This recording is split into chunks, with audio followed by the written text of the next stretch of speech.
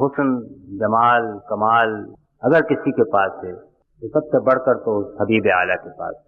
اسی کے حسن کا ایک جلوہ ہے جو کائنات میں ہر جگہ دکھائی دیتا ہے۔ جدھر آپ دیکھیے حسن بکھرا ہوا ہے، پہاڑوں میں، درختوں میں، پھولوں میں، پرندوں میں، ہر جگہ اس کا حسن بکھرا ہوا ہے۔ وہ حسن ازلی ہے، حسن ابدی ہے، حسن اعلیٰ ہے، اسی کا حسن ہر جگہ نظر آتا ہے۔ اور حسن سے ہی احسان نکلا ہے، اور احسان کی بھی کوئی حد نہیں ہے اس کی۔ ہر سانس جو اندر جاتا ہے وہ بھی اس کا احسان ہے، اور ہر سانس جو باہر آتا ہے وہ بھی اس کا احسان ہے۔ اور ہر لقمہ جو آدمی اپنی ہاتھ سے سمجھتا ہے منہ میں رکھا ہوں تو وہی رکھتا ہے، یتیمونی۔ اور ہر پانی کا گھونٹ جو آدمی سمجھتا ہے کہ میں نے اٹھا کر پیا ہے وہ بھی تو وہی پلاتا ہے۔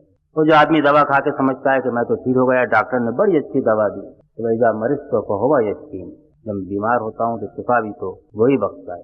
کوئی چیز تو ایسی نہیں ہے جو اس کے بغیر مل سکتی، اگر مل سکتی تو دینے والا تو خود خدا ہو جاتا۔ جو خدا سے بے نیاز ہو کر ہمیں کچھ دے سکتا وہ تو خود خدا ہوتا۔ اس کائنات میں دو خدا تو نہیں، ایک ہی خدا ہے، اسے دینے والا بھی ایک ہی ہے، کوئی اور نہیں ہے، نہیں ہو سکتا۔ محبت میں یہ تقاضا تو نہیں ہے کہ صرف اسی سے محبت ہو، بلکہ یہ تقاضا ہے کہ سب سے بڑھ کر اس سے محبت۔ اور بھی محبتیں اس نے رکھی، مال کی محبت، اعزاء و اقربا کی محبت، دنیا میں اپنے لیے عز و جاہ کی محبت، یہ سب اسی نے رکھی، لیکن فرمایا کہ سب سے بڑھ کر محبت تو اسی کے لیے ہونا چاہیے۔ اور جب اس کی محبت کا تقاضا آ جائے تو وہ سب سے غالب بھی ہونا چاہیے، اس میں پھر کوئی اشتراک کی گنجائش نہیں۔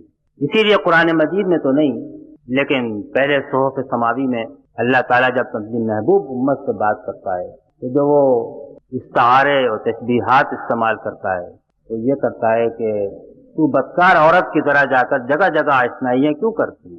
یروشلم، یہود، نصارہ، ان سے اللہ تعالیٰ خطاب کرتا ہے، ایک بدکار عورت کی طرح تو جگہ جگہ جا کر آشنائیاں کیوں کرتی ہے؟ جگہ جگہ در پہ جا کر سر کیوں جھکاتی ہے؟ میری ہو جا، صرف میری بن جا تو میں تیرا ہوں۔ جب میں تیرا ہوں دنیا میں پھر کس کی ضرورت ہے؟ کسی کی بھی ضرورت ہے۔ اس کا کام کرنے کے لیے کھڑے ہوئے ہیں تو اسی کے بن جانا اور اسی کی محبت میں غرق ہو جانا، اس کے بغیر تو یہ راہ طے نہیں ہوتا۔ کتنے ہی آپ سر مار لیں، کوشش کر لیں، مجھے تو اس بات کا یقین ہے کہ جب اللہ تعالیٰ نے خود یہ فرمایا کہ تم نہیں تو پھر دوسری قوم لاؤں گا، اور سب سے بڑھ کر اس کی پہلی صفت یہی ہوگی کہ وہ محبت کی زندگی گزاریں گے۔ میں ان سے محبت کروں گا، وہ مجھ سے محبت کریں گے۔